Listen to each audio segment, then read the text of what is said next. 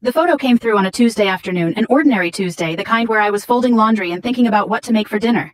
My sister's name flashed on the screen, a photo sent by mistake, meant for someone else entirely. I opened it without thinking. And in that single second, standing barefoot on my own kitchen floor, 8 years of my marriage turned into a lie I hadn't known I was living. My husband was holding 2 newborn babies. The caption underneath read, "Daddy loves you both." I didn't scream, I didn't cry. I just stood there, phone in hand, and felt something inside me go completely permanently still. My name is Nicole Young. I'm 38 years old, and for most of my adult life I believed patience was a virtue that eventually got rewarded. I'm a forensic accountant by trade, which means I spend my days finding the small inconsistencies that people think no one will notice, a number that doesn't add up, a transaction that doesn't belong, a story that almost makes sense but doesn't quite. I built a career on trusting evidence over emotion. I just never thought I'd need those skills at home. Charles and I got married when I was 30. He was ambitious, funny, the kind of man who filled a room without trying. He co-owned a logistics company that was just starting to take off, and I loved watching him build something from nothing. We used to talk about the family we'd have, how many kids, what we'd name them, whether we'd raise them in the city or move somewhere quieter. It felt inevitable. It felt like something that was simply going to happen to us the way summer follows spring. It didn't happen. Not easily, and not for a long time. We tried for 2 years before we even sought help. Then came the appointments, the tests, the terminology that started to feel like a second language. IUIIVF, hormone injections that left bruises on my stomach. I hid under looser shirts. We lost 3 pregnancies before they ever became anything more than a heartbeat on a screen. Each one, a private grief I carried mostly alone, because Charles always seemed to recover faster than I did. I used to lie awake at night doing the math in my head. The way I did with client files. Where did this go wrong? What did I miss? What could I have done differently? I blamed my body. I blamed stress, my job, the wine I'd had one night before I knew I was pregnant the first time. I blamed everything except the truth, because the truth wasn't something I had access to yet. Through all of it, Charles held my hand in waiting rooms and told me the same thing over and over, like a promise he needed to keep saying out loud to make it real. "We'll get through this together." I believed him. I believed him the way you believe the sun will rise, without evidence, without question, simply because the alternative was unthinkable. My sister Emily was there too, or at least she seemed to be. 3 years younger than me, always warm, always available, with a hug or a casserole or a "call me anytime" that I took at face value. She used to tell me she admired my strength. She used to say she didn't know how I did it. I never once considered that admiration and envy can wear the exact same face. The day the photo came through, I had just gotten off a video call with a client, the kind of dull afternoon that makes up most of a life. I remember the light coming through the kitchen window at a low angle, the way it does in late fall. I remember the phone buzzing twice. And then I remember looking down and seeing my husband's face, the same face that had told me only 3 weeks earlier that we should maybe try one more round of treatment, that we shouldn't give up yet, looking down at 2 infants like they were the center of his entire world. Emily called almost immediately after. I picked up without saying anything. "Nicole," she said, her voice cracking. "I didn't mean for you to find out like this." I hung up. I didn't ask a single question. I didn't need to. 8 years of forensic training had taught me one thing above all else: once you find the first inconsistency, you don't confront the person who created it. You gather everything first. You confirm the full shape of the lie before you ever let them know you've seen it. So I opened my laptop instead. I found a family law attorney with the highest rating in the city, someone named Daniel Brooks, and I booked the earliest appointment available. 2 days later, I sat across from him in an office that smelled like fresh coffee and expensive paper, and I signed the initial paperwork to begin divorce proceedings against my husband of 8 years. My hand didn't shake. I remember being almost surprised by that. I didn't tell Charles. I didn't tell Emily. I knew. I went home that night and made dinner like nothing had happened, because for the first time in years, I understood something with total clarity. I wasn't the one who needed to explain myself. While my husband celebrated the arrival of 2 children with the woman who had once called herself my sister, believing I still knew nothing at all, I was already 3 steps ahead of both of them. And what I did next, quietly, without a single tear, was something neither of them would see coming. The morning after I signed the paperwork, I woke up before sunrise and did something I hadn't done in months.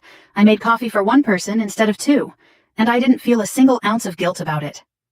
Charles had texted the night before some casual message about a work trip that would keep him out of town for a few days. I read it twice. Then I got to work. If there's one thing my career taught me, it's that people who are confident they'll never get caught leave the messiest trails. They stop being careful because they've convinced themselves they don't need to be. Charles had spent 8 years building a reputation as a devoted husband, struggling through infertility right alongside me. That story required maintenance, and people who are busy maintaining one story rarely notice they're leaving evidence of another. I started with the credit card statements. We'd always kept mostly separate accounts, a decision that had felt practical at the time and now felt almost prophetic.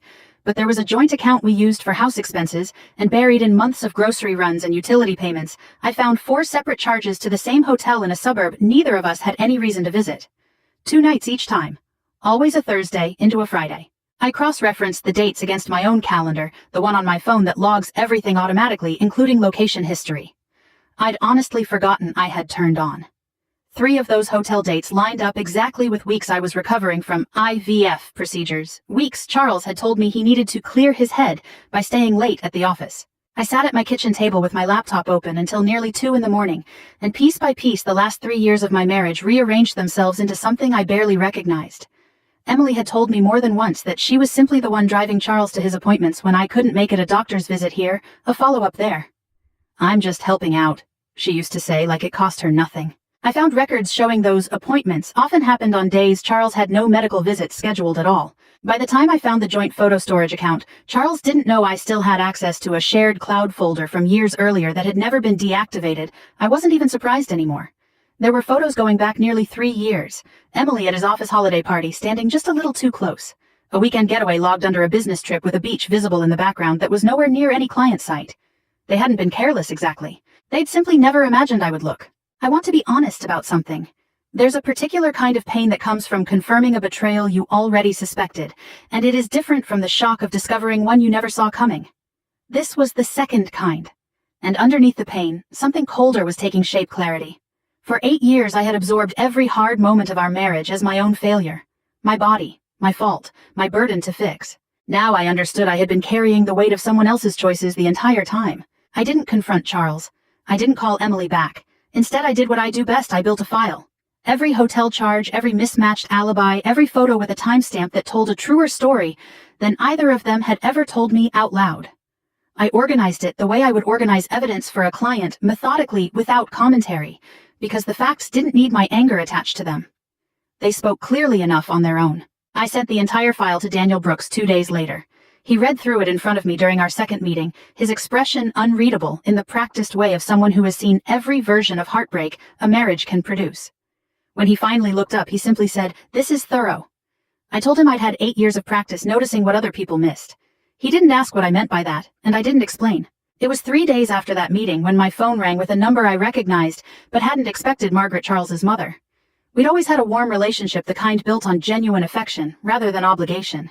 She used to call just to check in, to ask about work, to tell me about her garden. This call felt different from the moment I answered.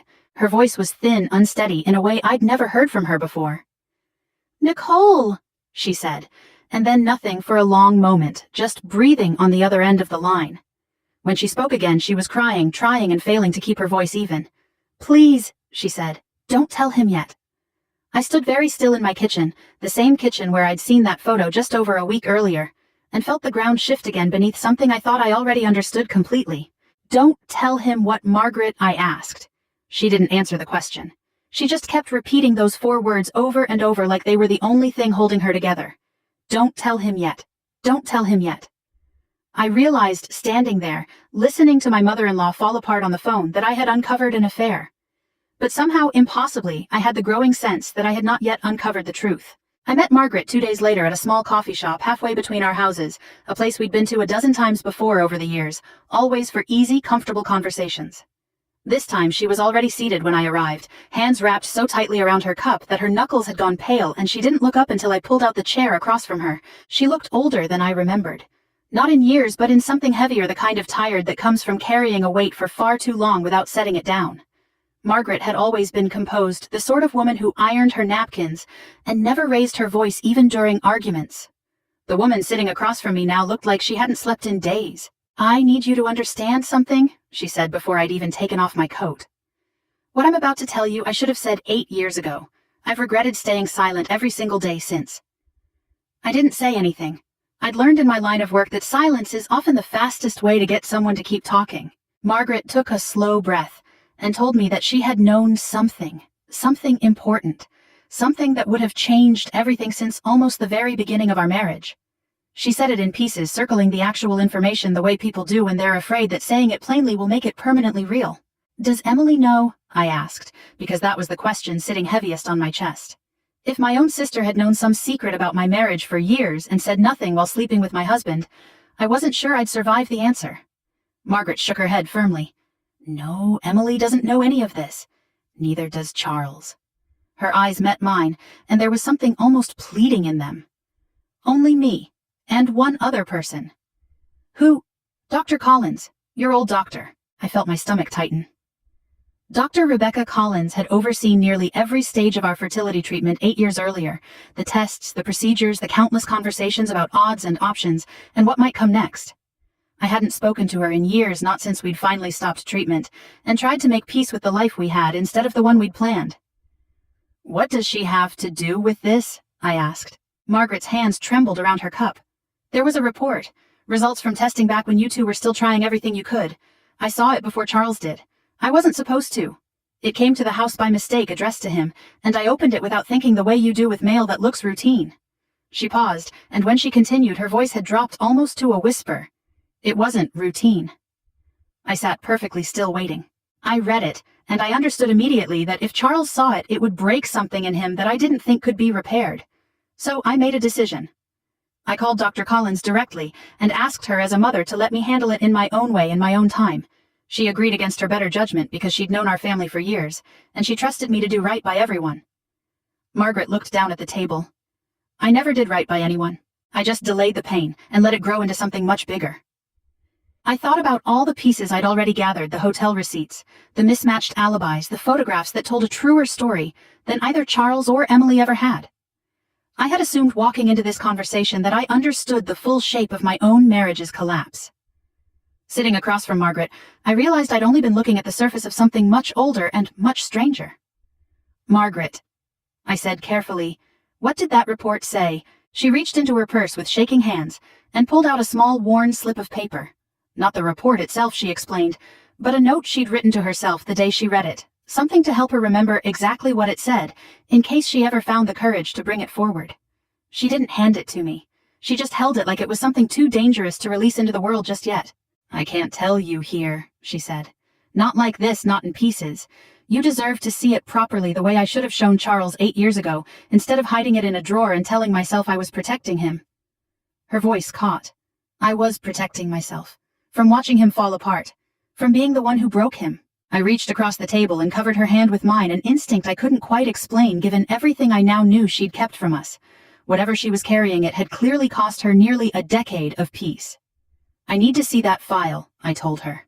The real one, wherever Dr. Collins keeps her records. Margaret nodded, slowly wiping her eyes with the back of her free hand. Then she said something that stayed with me for the rest of that day, replaying itself over and over, as I drove home through streets that suddenly felt unfamiliar. Those babies changed everything, Nicole, she said quietly. But not for the reason Charles thinks. I called Dr. Rebecca Collins' office the next morning before I'd even finished my first cup of coffee. I hadn't spoken to her in nearly 5 years, not since the last failed round of treatment, when Charles and I had quietly agreed to stop trying and let ourselves grieve the family we weren't going to have. Her receptionist put me through faster than I expected, and when Dr. Collins picked up, her voice carried a note of surprise that quickly shifted into something more careful. Nicole, she said, it's been a long time. I need to see my old file, I told her. All of it, every test, every result from the year we were doing treatment together. There was a pause on the line long enough that I could hear the low hum of the clinic in the background. Can I ask what's brought this on? Margaret came to see me, I said simply. Another pause, shorter this time. Come in this afternoon, she said. I'll pull everything myself. The clinic looked almost exactly as I remembered it. The same soft gray walls, the same watercolor prints meant to make devastating news feel gentler than it was. Dr. Collins met me in her office rather than an exam room, a thick folder already waiting on her desk. She was in her 50s now, silver threading through hair that had been mostly dark the last time I'd sat across from her, but her manner was the same measured kind, unwilling to soften facts into something more comfortable than they were. Before I show you this, she said, I want you to know I've regretted my part in this for years. Margaret came to me in a moment of real distress, and I made a choice I wouldn't make again. I let a mother's fear override a patient's right to their own results. She slid the folder toward me. I'm sorry, Nicole. Truly. I opened it with hands that were steadier than I expected, given what I already suspected I might find. Inside were pages I recognized, hormone panels, ultrasound notes, the familiar shorthand of 8 years of trying. but near the back there was a report I had never seen before, dated almost exactly 8 years earlier, addressed to Charles, specifically never to me.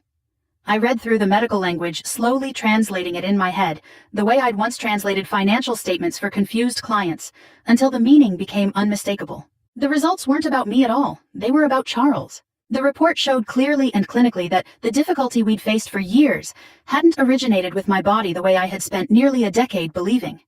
There was a male factor finding significant enough that Dr. Collins had recommended in writing that we discuss alternative paths forward together as a couple. That letter had gone home in an envelope addressed to Charles. Margaret had opened it by mistake, and instead of handing it to her son, she had made a decision alone, in a moment of panic to protect him from a truth she thought he couldn't survive. I sat there in that quiet office and felt 8 years of self-blame rearrange itself into something entirely different. Every late night I'd spent doing mental math on what I might have done wrong. Every procedure I'd endured believing my own body was the reason we were suffering. Every apology I'd whispered to Charles in the dark, sorry I couldn't give him what he wanted. None of it had ever belonged to me in the first place. Why didn't she ever tell him? I asked, though some part of me already understood the shape of the answer. Fear, I think, Dr. Collins said gently. Margaret loved her son fiercely, in the way some mothers do, where protecting him mattered more than the truth. She convinced herself that if he never knew, it would never have to hurt him. I don't think she considered what it would eventually cost you both. I thought about Emily then, about a photograph of Charles holding 2 newborns, a caption calling him Daddy, without hesitation, without question. If the report in front of me was accurate, and I had no reason left to doubt it, then those children weren't biologically his, which meant Emily either didn't know the truth herself or she knew something even more complicated than an affair. I didn't say any of this out loud. I simply asked Dr. Collins for copies of everything, and she made them for me without hesitation, sliding the fresh pages across her desk, like she was finally, after 8 years, allowed to do her job the way she should have from the start. I didn't confront Charles that day. I didn't call Emily. I didn't even call Margaret right away, though I knew I owed her some kind of response after everything she'd finally told me. Instead, I drove home and sat in my car in the driveway for a long time, the folder resting on the passenger seat beside me, and I thought about every version of my marriage I had believed in over the years. The hopeful version, the grieving version, the betrayed version I'd been living in for the past 2 weeks. None of them had been the complete truth, and now I was holding the piece that changed the meaning of everything else. When I finally called Margaret that evening, my voice was calm, in a way that seemed to surprise her. I have the file, I told her. I know what it says. She was quiet for a long moment on the other end of the line, and when she finally spoke, there was something like relief threaded through her exhaustion, as if a burden she'd carried alone for 8 years had finally partially been set back down. Now I know why your mother looked terrified, I said the moment she saw those babies for the first time. I didn't hear from Charles for almost 2 weeks after I filed the paperwork. He was staying with Emily wherever that was, playing house with 2 infants that carried a truth he didn't yet understand. I spent those 2 weeks quietly finishing what I'd started, meeting with Daniel Brooks twice more, organizing financial records, moving through the practical motions of ending a marriage while carrying a secret that would eventually end it, for reasons far different than the ones I'd originally believed. I didn't reach out to Emily. I didn't know yet what she understood about any of this, and honestly I wasn't sure I wanted to know. Some betrayals are simple enough to survive through sheer anger. This one had roots I was still trying to fully understand myself. It was Margaret who called me on a Thursday evening, her voice tight with something between dread and urgency. Charles is coming home, she said. Tonight. He wants me to meet the babies properly. A pause. He's bringing Emily. I understood immediately what she meant and what it would take from her. Margaret, you don't have to do anything you're not ready for. I've hidden this for 8 years, Nicole, she said quietly. I think it's time I stopped. I wasn't there when it happened, but Margaret told me everything afterward in enough detail that I could see it clearly in my mind, almost as if I'd been standing in the doorway myself. Charles arrived first, letting himself in with the same easy confidence he carried into every room he'd ever entered, the confidence of a man who has never once questioned whether he deserved good things. Emily followed behind him, a baby carrier in each hand, her face carefully arranged into something between apology and pride. Margaret told me later that Emily looked exhausted in the particular way new mothers do, but also lit up from somewhere underneath the exhaustion, the way people look when they believe they've finally gotten something they'd wanted for a long time. Charles set his bag down by the door and turned toward his mother with an expression Margaret said she would never forget, open, hopeful, almost boyish, the look of a man about to hand his mother the best news of his life. Mom, he said, gesturing toward the twins Emily was carefully lifting from their carriers, you're finally a grandmother. Margaret told me the room went very quiet after that. She said she looked down at those two small faces, and something inside her simply gave out. All the years of holding this in, all the sleepless nights, convincing herself she was protecting her son by staying silent, collapsed in on themselves the instant she saw those babies in her son's arms.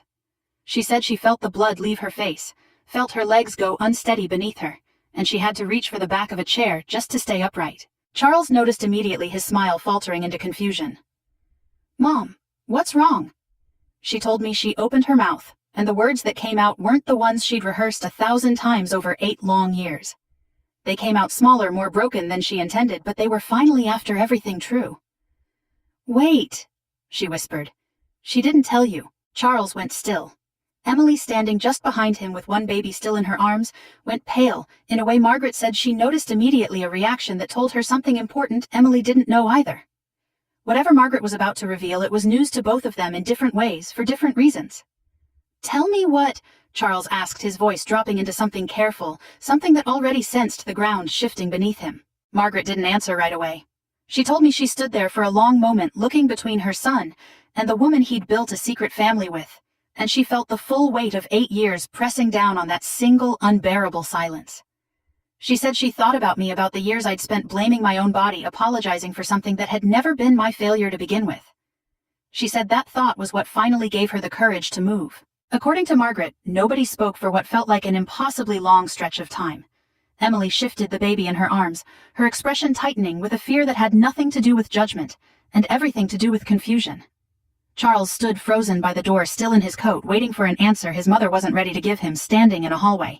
Margaret told me she finally turned, walked into the study without another word, and knelt down in front of the small fireproof safe she'd kept in the back of the closet for exactly this moment, the one she'd told herself for 8 years she would open when she was ready, though some part of her had begun to wonder if that day would ever actually come. Her hands were shaking, she said, as she worked the combination. Charles had followed her partway down the hall, standing in the doorway of the study, now watching his mother kneel on the floor in front of a safe he hadn't known existed. Emily stood further back, still holding one of the twins, her face a mixture of confusion and something that looked, Margaret said, almost like fear. Inside the safe was a single sealed envelope, worn soft at the edges, from 8 years of being touched, considered, and returned to its hiding place. Margaret lifted it out with both hands, the way you'd carry something fragile, something that had already broken once, and might break again the moment it was finally opened.